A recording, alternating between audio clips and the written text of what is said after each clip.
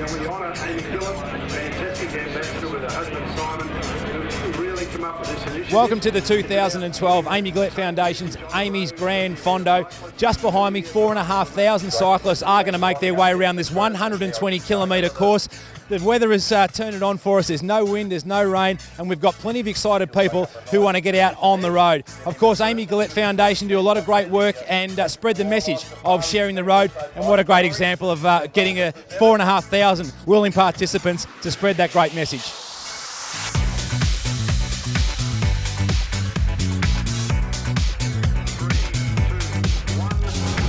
And they're on their way. The first 200 riders roll off for their 120k journey. Jenny McPherson is one of the riders I see going under the banner there.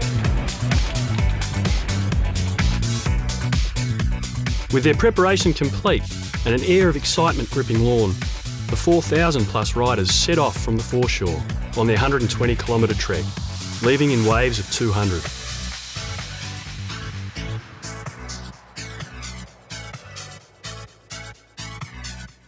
With all roads being closed for the event, it gave riders the unique opportunity to take in the scenery of the iconic Great Ocean Road and the surrounding Otway Ranges in complete safety.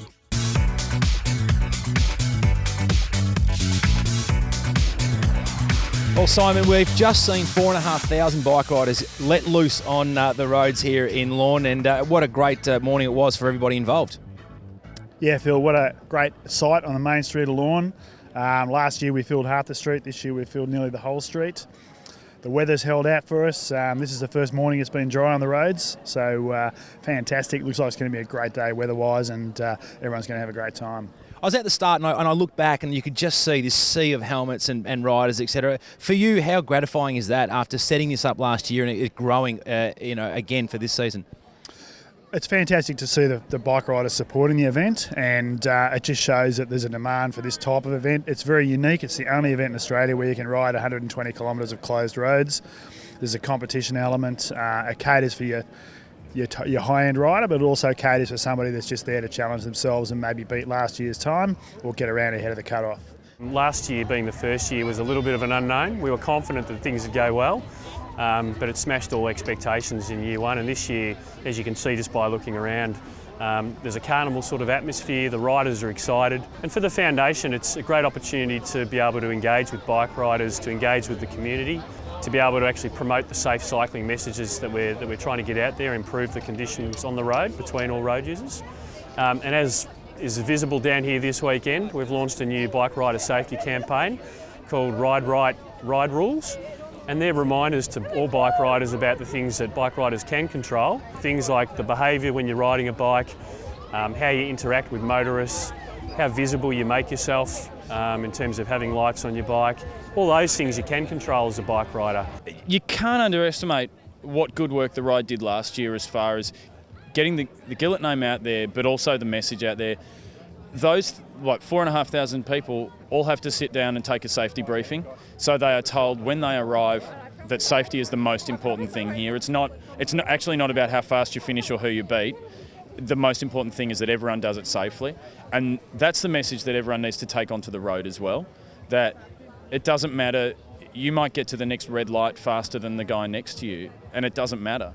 Everyone has to do it safely because the stakes on the road are so high, and people have to take that seriously and not get aggro with each other. And of course, it's not just the Gran Fondo. There was the Medio and also the Piccolo, and we had a great sight with some kids and their mums and dads coming out as well. And it's really great to get behind that with not only the kids, etc., but the local community really get behind the event as well. Yes, the Medio Fondo, that's a new event this year. It's 40 kilometres one way to Apollo Bay, and that gives people that maybe not quite up to tackling the full distance but really want to enjoy some pretty spectacular coastline a chance to do that, and that's sold out quite quickly. And you mentioned the Piccolo, and that's a great event also. It's an opportunity for local residents of either Surf Coast or Colac Otway Shire to enjoy 14 kilometres of their Great Ocean Road without any cars. How often can they do that? And then if you're from outside of town, it's a modest entry fee if you've come down and you've got someone doing the big events. And so how big can we grow it? How big can this Gran Fondo get? I know there are some overseas that are fairly sizable. What's the vision? I think the more we fill the road up, the better. We can get them out of town pretty quickly. It makes no difference to the timing footprint in terms of how long the road closures are. So I think we grow it until such time as it starts to jeopardise a good experience. And what an experience it was. Having conquered the coastline from Lorne to Apollo Bay, the field made their way through the Otway Ranges towards Barwon Downs and Deans Marsh.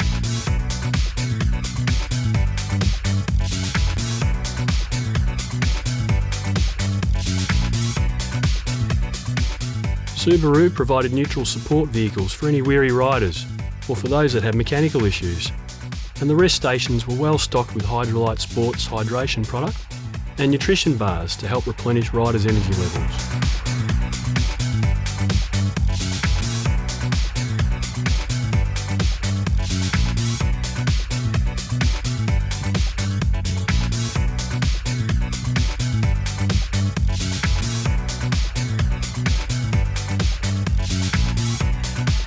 Amy's Gran Fondo was a great opportunity for riders to challenge themselves, their mates, or for some to try and push for a podium finish. Since this was a race against the clock, crossing the finish line first didn't necessarily guarantee victory. 4,000 riders, our contribution has been $40,000, and when you put in $40,000 and you get this sort of an This year's women's event was taken out by Miranda Griffiths, and Tom Leaper won the male classification.